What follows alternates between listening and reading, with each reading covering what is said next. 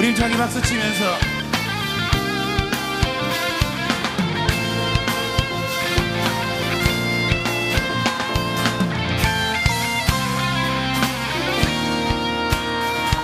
다 함께 고백합시다. 슬픈 마음 있는 사람, 슬픈 마음 있는 사람, 예수 이름 믿으면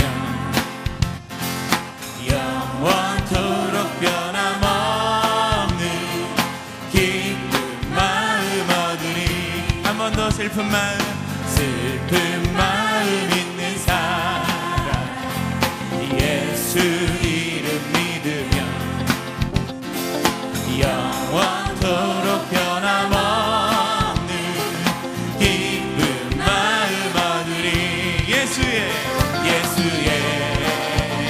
이름은 세상의 소망이요, 예수의 이름은 천국의 기쁨이세.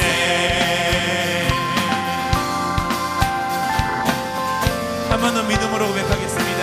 거룩하신 주의 이름, 거룩하신 주의 이름, 너의 방패 삼아라, 너의 방패 삼아라.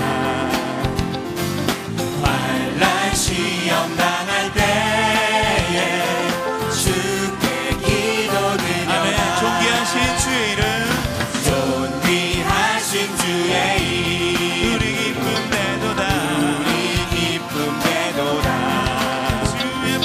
주의 품에 안길 때에 기뻐 찬송 부르리. 예수의 이름은 세상의 소망이요, 예수의 이름은 천국의 기쁨일세. 네, 박수 치면서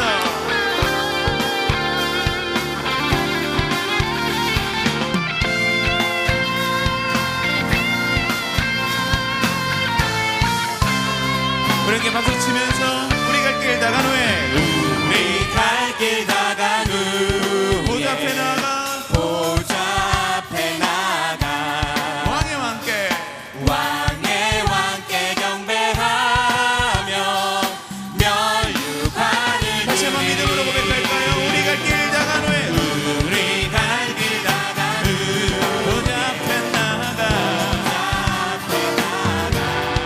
아멘. 왕의 왕께 경배하며 면류관을 드리리.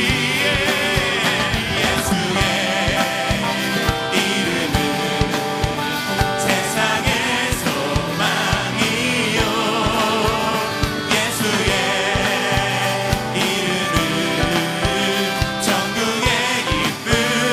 한 번 더 예수의 이름은 세상의 소망이요, 세상의 소망이요, 예수의 이름은 천국의 기쁨일세. 할렐루야. 우리 영원한 소망이 되신 예수 그리스도 앞에 다시 한번 찬양과 영광의 박수를 함께 올려드리겠습니다. 아멘. 주님의 영광 나타나셨네,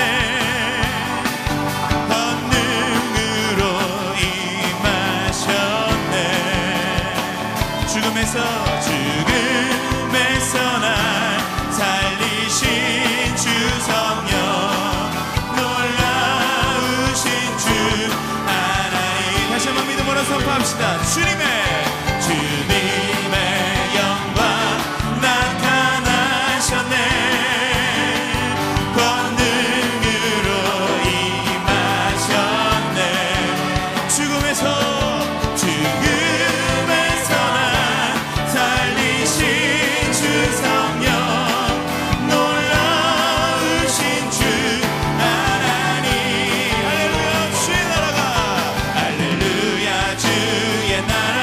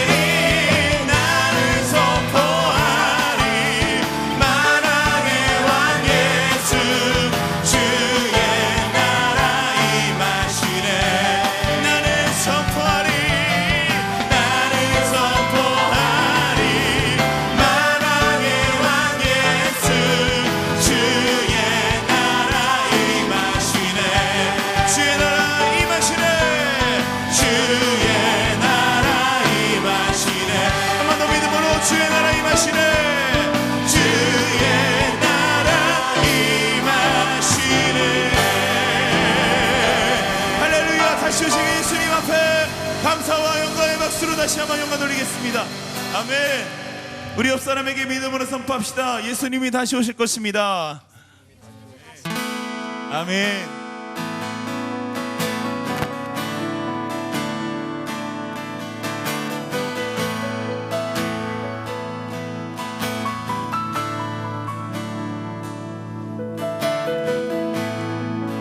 하늘의 문을 여소서 이곳을 주목하소서 주를 향한 노래가 꺼지지 않으니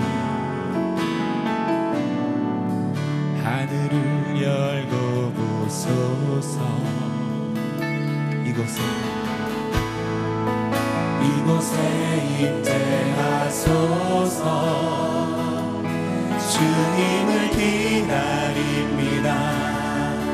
기도의 향기가 하늘에 닿으니 함께 주여 임재하여 주소서.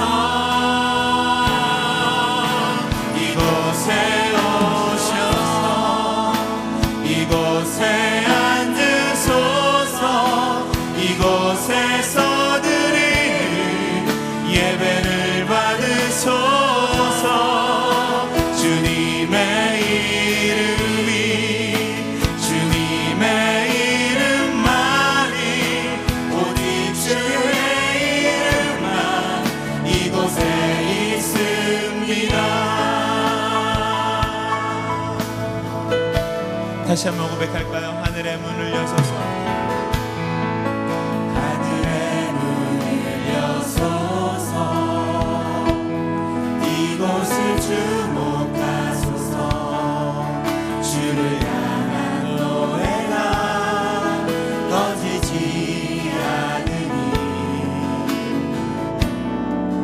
하늘을 열고 보소서. 이곳에 임재하소서. 주님을 기다립니다.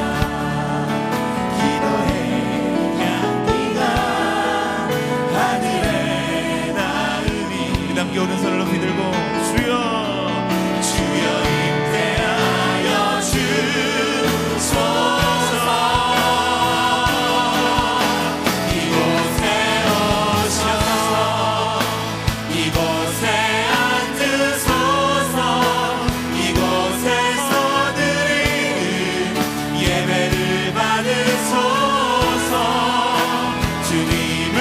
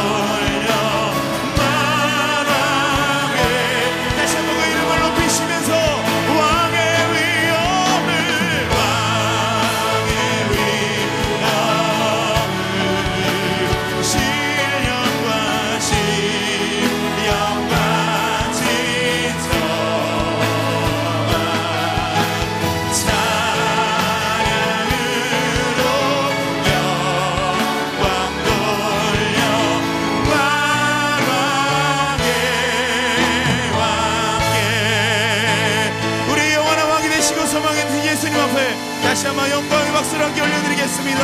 할렐루야.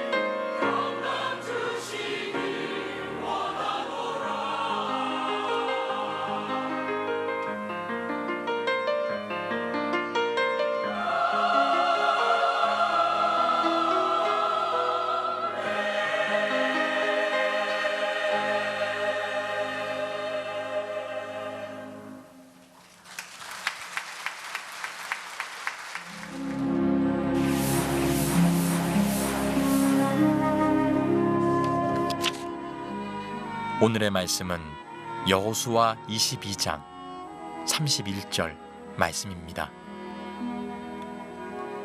제사장 엘르아살의 아들 비느하스가 르우벤 자손과 갓 자손과 므낫세 자손에게 이르되 우리가 오늘 여호와께서 우리 중에 계신 줄을 아노니 이는 너희가 이 죄를 여호와께 범하지 아니하였음이니라. 너희가 이제 이스라엘 자손을 여호와의 손에서 건져내었느니라 하고. 아멘. 오늘은 여호수아 22장의 말씀을 강해하게 됩니다. 현대인들이 잘못 생각하는 것 중에 하나, 자기가 무엇을 결정할 때 자기의 평가는 굉장히 객관적이고 냉철하다라고 스스로 착각하는 분들이 많습니다.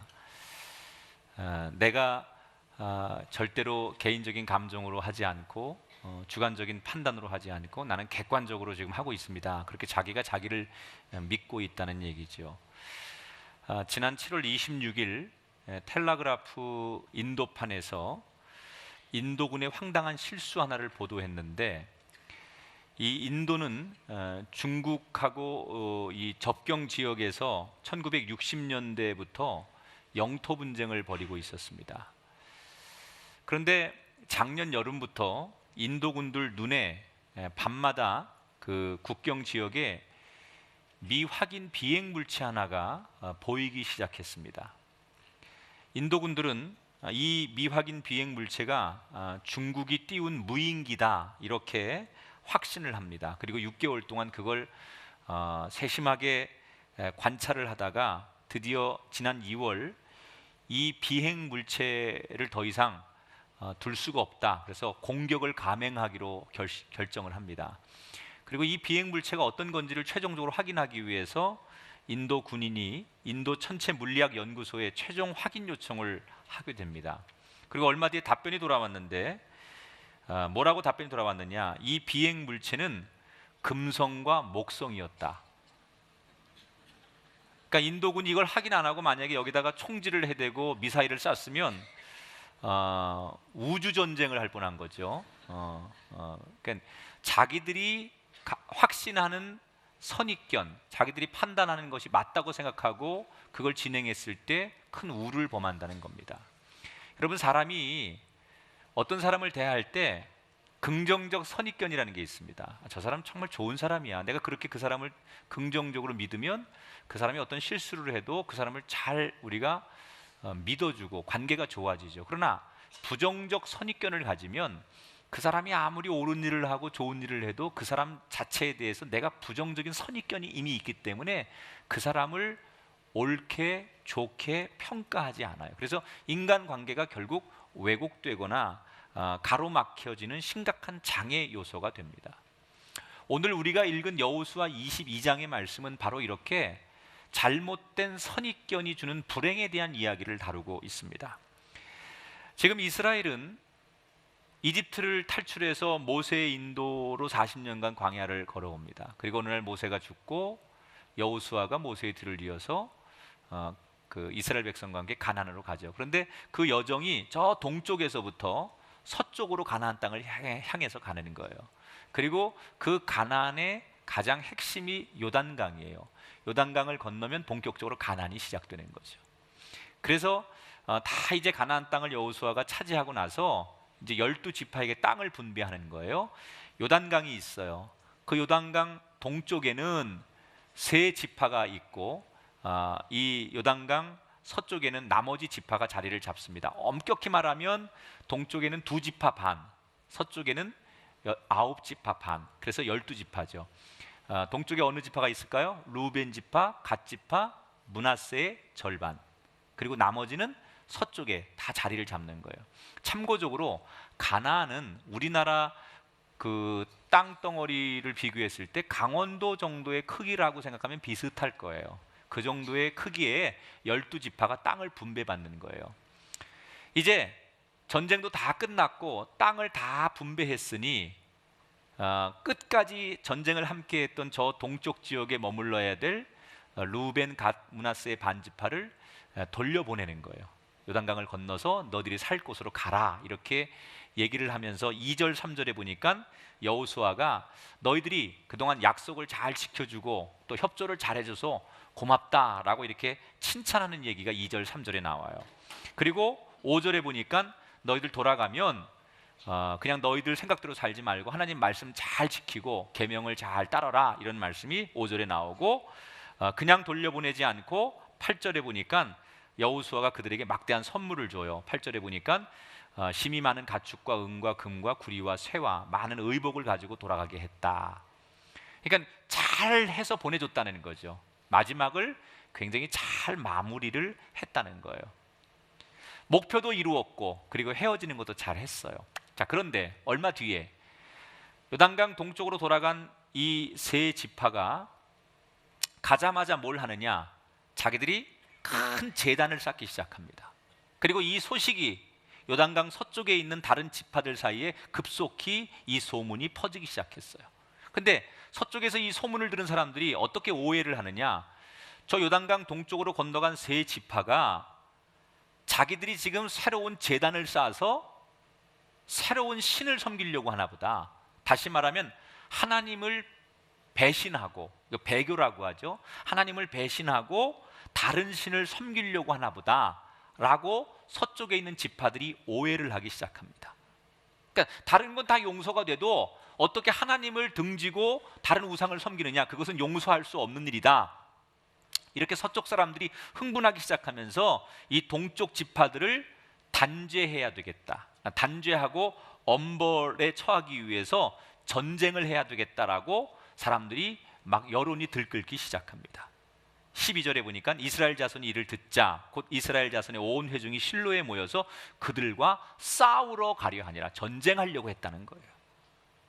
자, 제가 조금 전에 이들은 헤어질 때까지도 잘 서로가 서로를 격려하고 축복하고 나누고 그랬던 아주 좋은 사이였어요. 한 동족이에요. 그런데 불과 얼마 지나서 이들은 서로가 서로에게 전쟁을 하는 원수지간으로 그렇게 그들이 대립하게 됐어요. 왜 짧은 순간에 이런 일이 났을까요? 표면적으로는 동쪽 사람들이 제단을, 성소는 하나만 있어야 되는데 지들도 제단을 쌓으니까 그거에 대한 문제 때문에 표면적인 이 갈등 국면이 일어났다고 보지만 사실 그게 문제가 아니죠. 더 큰 문제는 이 서쪽에 있는 지파들이 저 동쪽으로 건너간 지파들을 본질적으로 믿지 못한 사건이에요. 그러니까 마음속에 저 동쪽 사람들에 대한 강한 불신감이 평상시에 있었기 때문에 벌어진 결과라는 거예요. 이걸 어떻게 설명할 수 있느냐? 자, 거꾸로요. 만약에 서편 지파들이 그 동편 지파들을 정말로 신뢰했다면, 마음속에 정말로 신뢰하고 있었다면 어떤 부정적인 소문이 들려왔을 때 지금처럼 이렇게 흥분하고 조급하게 판단하고 그렇게 행동하지 않았을 거예요. 마음으로 신뢰가 있었다면 그런 부정적인 소식이 들려와도 뭐라고 그랬을까요? 아이, 그 사람들 그럴 사람들 아닌데, 우리가 잘못 들은 거 아니야? 그 사람들 그럴 사람 아니야, 이렇게 두둔을 해줬을 거예요. 너무 소문이 많고 이게 정말 사태가 걷잡을 수 없을 것 같으면 의심쩍거나 그렇다면 조심스럽게 직접 물어봤을 거예요.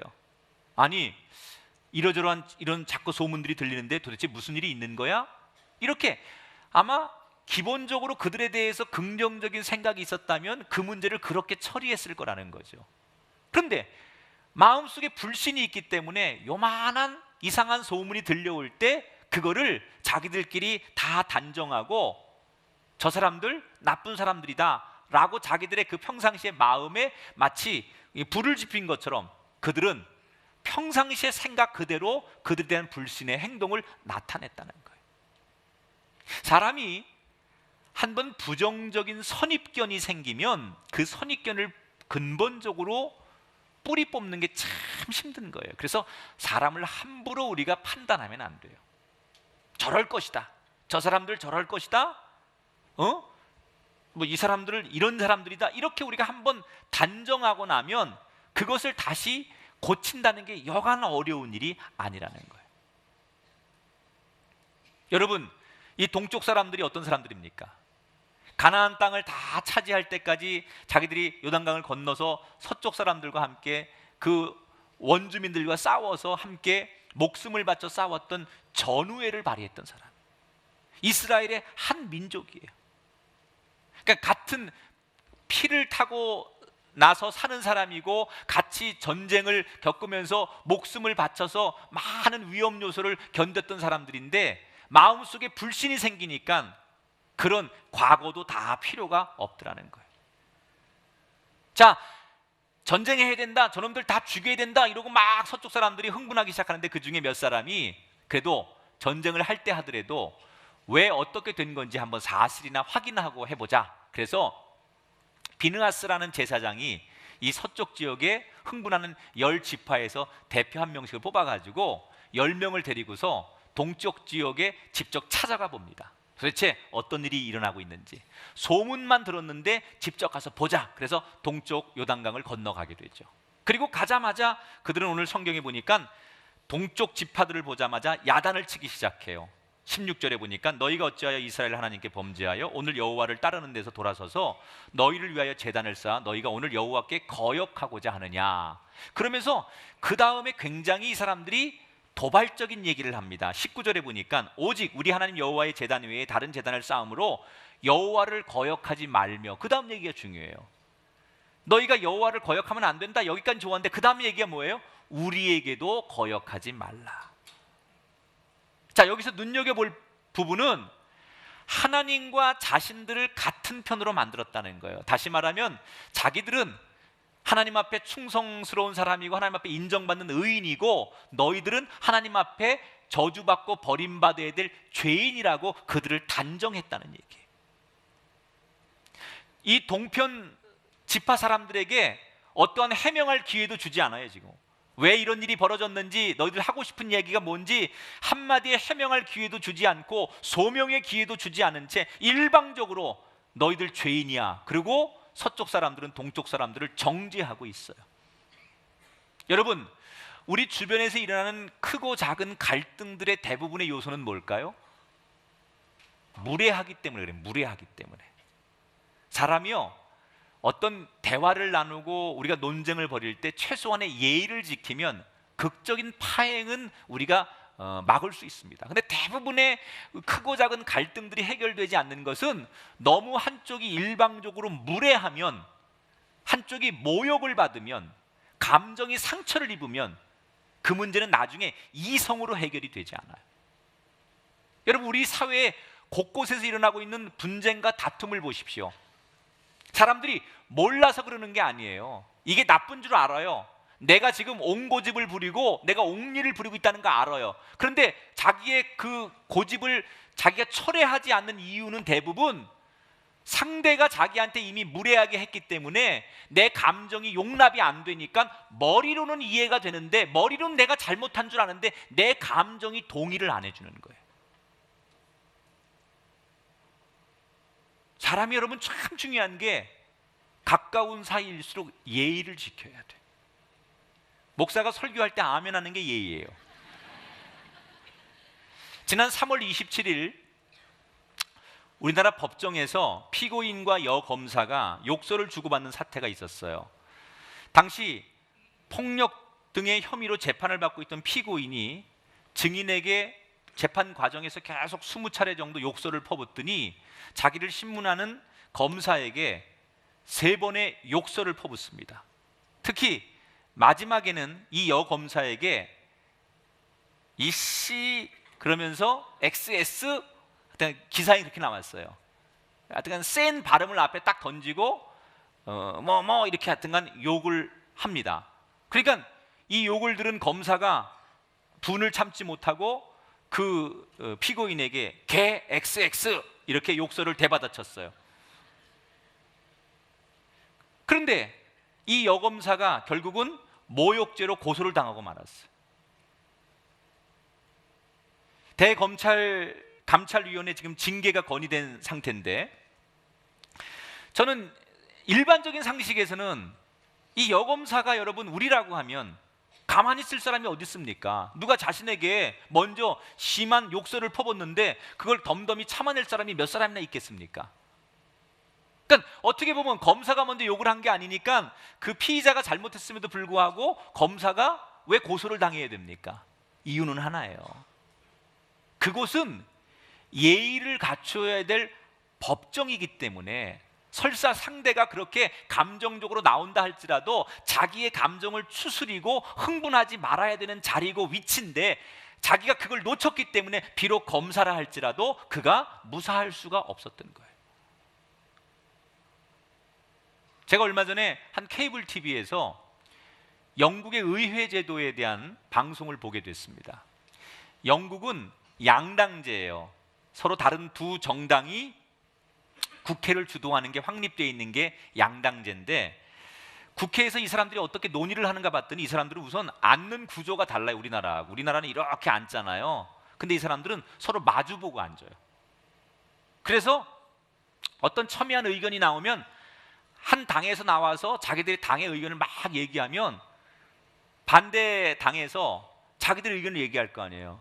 근데 재밌는 것은 아무리 첨예하고 그 얘기가 마음에 안 들어도 끝까지 다 들어줘요. 자기들이 얘기를 하고 싶어도 중간에 말을 가로막거나 끊거나 심지어 고성을 지르거나 그러지 않고요. 다 들어줍니다. 그리고 그 다음에 다시 자기네 당의 대표가 나가서 얘기를 하고 그 얘기를 또 다 들어준 다음에 상대의 이야기를 또 나와서 하게 하고 우리처럼 얘기하는 중간에 들어가 집어쳐 이 자식아 그리고 멱살 잡고 싸우는 그런 익숙한 국회가 아니더라는 거예요. 요거를 그대로 녹화해가지고 우리 국회에 보내주고 싶더라니까요. 어? 여러분, 우리가 살면서 어떤 상황에서도 자신의 감정을 통제하고 내가 지켜야 될 내 본분, 예의를 다하기 위해서 최선을 다해야 된다는 거예요. 특히 상대방이 이성을 잃고 나한테 추태를 부린다고 해서 내가 그 분위기에 휩쓸리면 나도 결국은 책임을 져야 되는 거예요. 오늘 이 성경에서 우리한테 강조하는 것은 부정적 선입견, 상대가 나한테 그런 선입견을 갖고 공격해 온다 할지라도 거기에 내가 같이 휩쓸리게 되면 똑같은 사람이 되고 더 불행한 결과가 나온다는 얘기예요. 자, 동쪽 사람들의 얘기를 한번 들어볼까요? 어느 날 갑자기 서쪽 사람들이 찾아와가지고 너희들 죄인이고 다 죽어야 될 사람들이고 자기들은 막 그렇게 코너에 몰아세웁니다. 일방적으로 서쪽 사람들이 와가지고 자기들을 막 훈계합니다. 그런데 성경에 보니까 이 동쪽 사람들은 그래도 이 흥분된 상태에서 같이 흥분하지 않고 굉장히 신사적으로 이 문제를 해결하려고 해요.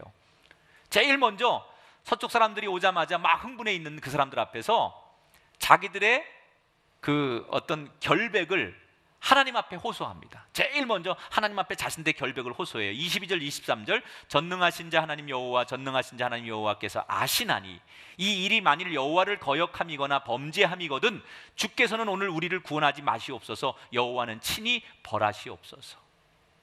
하나님 앞에 맹세하는, 우리는 절대 그를 하나님 버리고 다른 신을 섬길 의사가 조금도 없다. 그리고 왜 그러면 자기들이 이 동쪽에 돌아오자마자 따로 제단을 쌓았는지 그 이유를 차분하게 설명하기 시작합니다. 설명을 들어보니까 이런 내용이에요.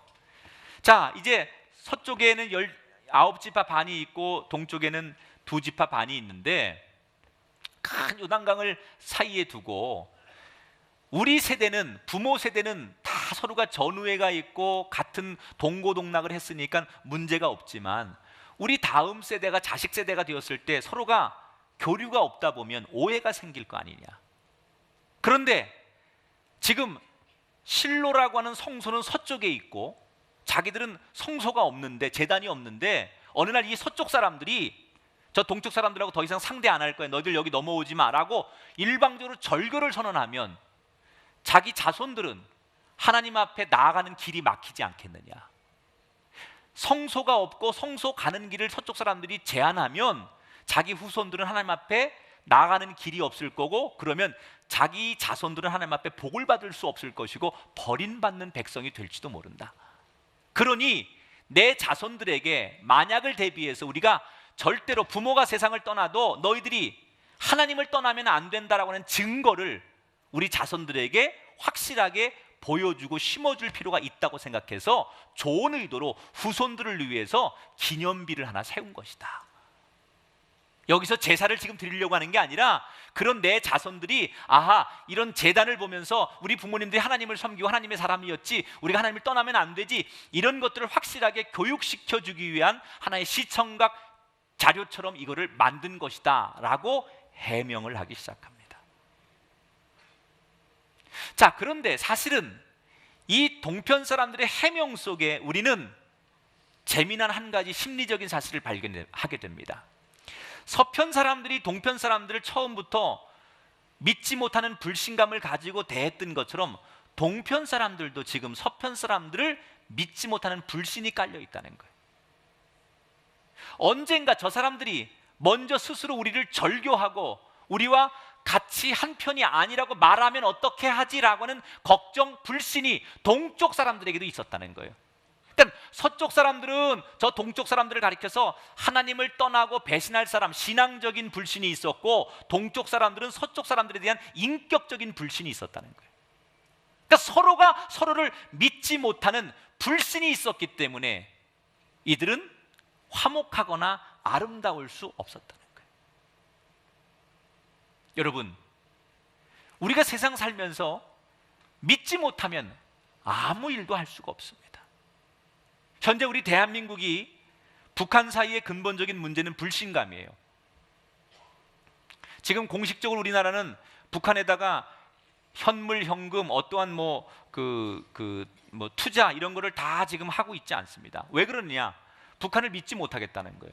그동안 인도적 차원에서나 정부 차원에서 많은 것들을 지원했지만 북한은 그거를 정말로 어려운 백성들에게, 국민들에게 나눠주거나 정말 우리의 의도대로 쓰지 않고 최상류층의 몇 사람들이 배부르게 나눠 갖거나 아니면 군사적으로 악용을 했기 때문에 더 이상은 우리가 북한을 믿지 못하겠다, 불신감이 있는 거예요. 북한은 왜 우리의 제안을 안 받아들이냐, 개성공단이고 뭐 이런 것들을 왜 안 받아들이느냐, 북한 사람들의 정권은 우리가 미국과 다른 서방 사람들하고 손을 잡고 자기들의 정권을 무너뜨릴 거라고 생각해요. 그래서 굉장히 불안한 거예요. 그래서 우리의 순수한 의도 자체를 그들은 믿지 않고 우리의 그 의도 속에 자꾸 민간인들이 교류하고 우리가 들락날락 하다 보면 결국 자기들의 정권이 붕괴되고 그것이 한국이 노리는 것이다 라고 그들은 우리를 불신하는 거예요. 그러니까 서로가, 남과 북이 서로를 믿지 못하고 불신하기 때문에 서로 믿지 못하는 가운데서 아무리 남북회담을 여러분들 아무 소용이 없다는 거예요. 실제로 최근에 꽁꽁 얼어붙은 남북의 이 전국 현안 문제를 풀어보려고 당국자들이 직접 만나서 대화하고 노력했지만 결과는 어떻게 되었어요? 오히려 이전보다 더 큰 실망과 불신만 안겨주었습니다. 그래서 우리나라의 지금 대북 정책의 키워드가 뭐예요? 신뢰 프로세스예요. 우리한테 재발 방지를 보여주고 믿을 만한 뭔가를 약속하지 않는 한 우리는 더 이상 여기서 진전할 수 없다. 그게 한국의 기조예요. 여러분, 머리로는 다 알아요. 이성적으로는 이렇게 가면 안 되는 거 다 알아요. 그런데 뭐가 문제예요? 우리의 감성이 문제예요. 여러분, 세상 살면서 우리가 이성적으로는 다 알아요. 사춘기 아이들이 부모한테 막 대들고 말대꾸하고 그러는데 아이들이 내가 이러면 안 되지, 그거 모를 것 같아, 다 합니다. 애들이 다 알아요. 내가 이러면 안 되는데. 그런데도 감정적으로 그게 안 되는 거예요. 부부싸움 할 때요, 남편들이 괜히 똥꼬집 뿌리는, 죄송해요, 똥꼬집이라고 해서 그런 남편들이 있잖아요.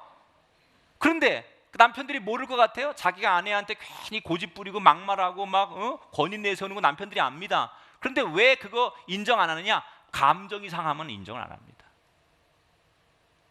지금 저는 우리 사회 곳곳에서 일어나고 있는 대부분의 갈등과 분쟁이 이성적으로 풀어서 되는 문제가 아니라고 생각해요. 이성적으로는 다 알아요. 사람들이 이러면 안 되지, 우리가 같은 편끼리 이러면 되나, 우리 이렇게 돼서 좋을 게 없지. 이성적으로는 다 동의가 되는데 뭐가 안 되느냐? 이미 감정의 상처를 받은 거예요. 감정이 상해 있는 거예요. 그러면 아무리 이성적으로 동의가 되고 이성적으로 논리적으로 이야기를 해도 사람이 감정이 이성보다 앞서기 때문에 해결이 안 되는 거예요. 한마디로 현대인들은 상처 입은 감정을 가지고 있어요. 사람들의 마음속에, 이미 많은 국민들의 마음속에 감정의 상처가 있는데 정부는 제도를 가지고만 계몽하려고 해요. 법을 가지고만 하려고 그래요. 행정을 가지고만 하려고 그래요. 학교에서는 교육이라고 하는 거 학문을 가지고만 이론적인 것만 가지고 해결하려고 해요. 안 돼요. 몰라서 우리가 해결 못하는 게 아니라 이미 상처난 우리의 감정을 누군가가 어루만져주고 그 감정을 터치해줘야 되는데, 이건 정부가 할 수 있는 문제가 아니에요. 학교가 할 수 있는 문제가 아니에요. 전문가가 할 수 있는 문제가 아니에요. 이 감정의 어루만짐, 감정의 상처를 터치해줄 수 있는 데는 두 군데밖에 없어요. 가정과 교회밖에 없어요. 그래서 우리 그리스도인이 중요한 거예요. 여러분, 우리 사회가 과거보다 지성과 교양이 얼마나 높아졌습니까? 수준이 얼마나 높아졌어요? 요즘 사람들 뭐 공부도 많이 하고 경험도 많고 정보도 많기 때문에 수준이 굉장히 높아졌음에도 불구하고 이전보다 더욱더 격렬한 다툼과 분쟁이 끊어지지 않는 것은 이성적으로 몰라서 그런 게 아니라는 거예요. 감정의 문제라는 거예요.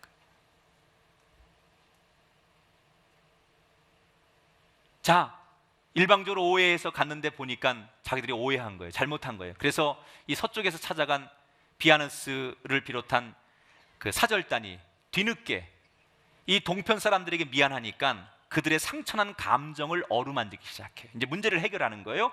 31절에 보니까 우리가 오늘 여호와께서 우리 중에 계신 줄을 아노니 너희가 이제 이스라엘 자손을 여호와의 손에서 건져냈느니라. 한마디로 모든 공로를 동편 사람들에게 주는 거예요.